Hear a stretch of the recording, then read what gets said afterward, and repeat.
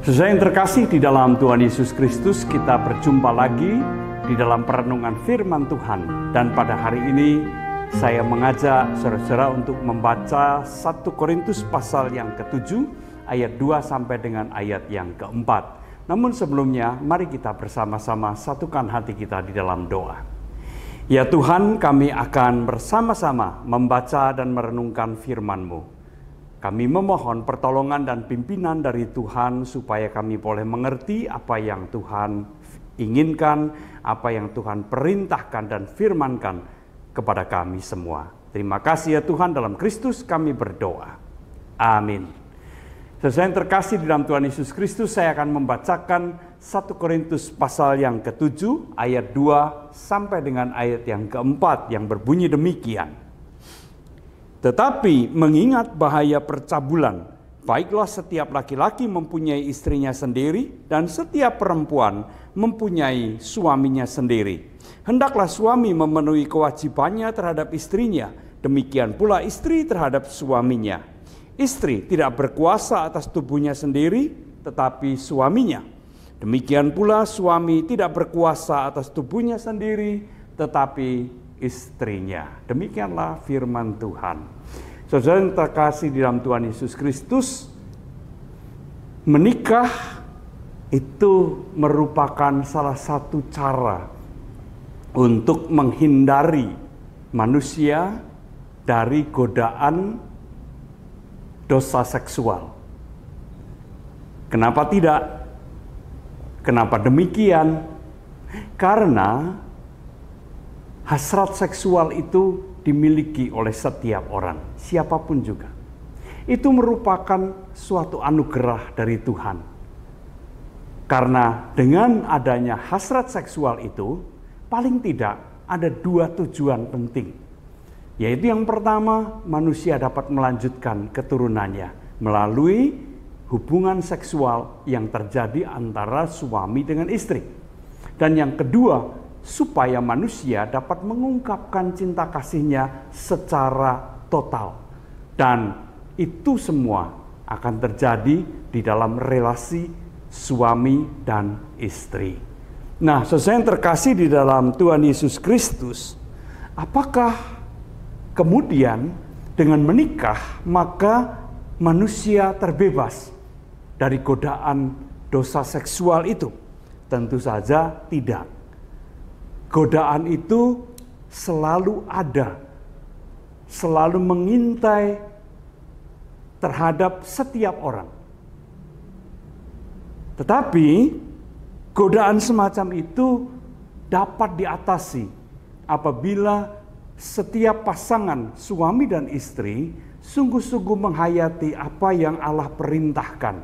Sebagaimana yang kita baca tadi, yaitu bahwa suami tidak berkuasa atas tubuhnya sendiri tetapi istrinya, demikian pula istri tidak berkuasa atas tubuhnya sendiri melainkan suaminya. Apa artinya perintah ini?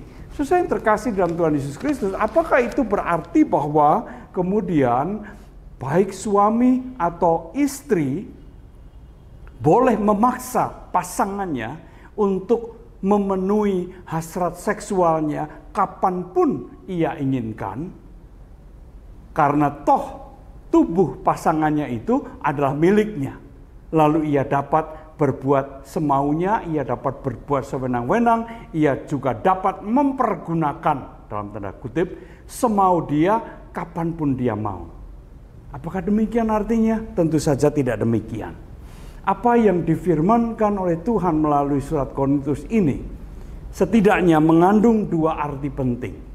Yaitu yang pertama, baik suami maupun istri harus menyadari bahwa mereka tidak berhak atas tubuhnya sendiri. Artinya tidak berhak untuk menggunakan semau-maunya sendiri, tubuhnya sendiri. Kenapa? Karena sekarang tubuhnya bukan lagi miliknya sendiri, tetapi milik pasangannya.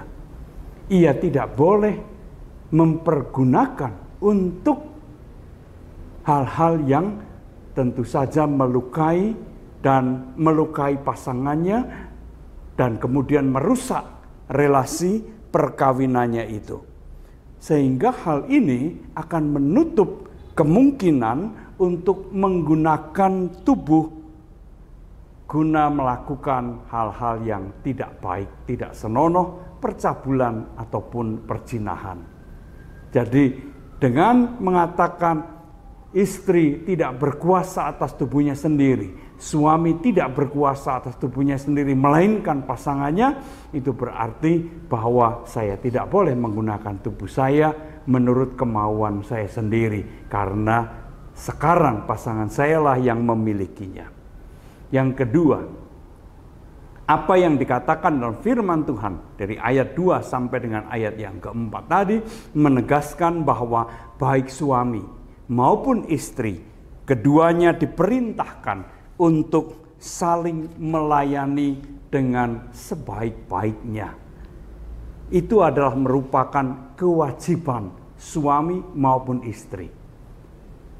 Seringkali orang mengatakan bahwa istri diwajibkan, adalah merupakan suatu kewajiban bagi istri untuk melayani suami dengan sebaik-baiknya. Ini tidak seimbang, ini terjadi ketimpangan. Firman Tuhan yang kita baca pada hari ini menegaskan, baik istri maupun juga suami, keduanya dipanggil, keduanya memiliki kewajiban untuk saling melayani dengan sebaik-baiknya. Ini sebuah kewajiban. Hendaklah kalian saling melayani satu dengan yang lain dan melayani dengan sebaik-baiknya. Nah, saudara-saudara yang terkasih dimanapun saudara-saudara berada, dalam bulan keluarga ini kita semua diingatkan bahwa dosa seksual itu mengintai setiap orang. Bisa terjadi kepada setiap orang. Hati-hatilah, karena apabila kita sudah jatuh ke dalam dosa yang satu ini, itu sangat melukai dan bisa menghancurkan kehidupan perkawinan dan kehidupan keluarga kita. Kita hanya akan dapat mengatasi dan melawan godaan itu apabila kita mendengar apa yang Tuhan perintahkan dan menghayati serta melakukannya dengan penuh ketaatan. Maka dalam bulan keluarga ini kita diingatkan adanya godaan yang sangat besar dalam kehidupan kita. Mari kita hati-hati, mari kita waspada, mari kita mentaati perintah-perintah Tuhan, supaya kita boleh memiliki keluarga dan perkawinan yang bahagia. Tuhan memberkati kita semua. Amin. Mari kita kembali berdoa.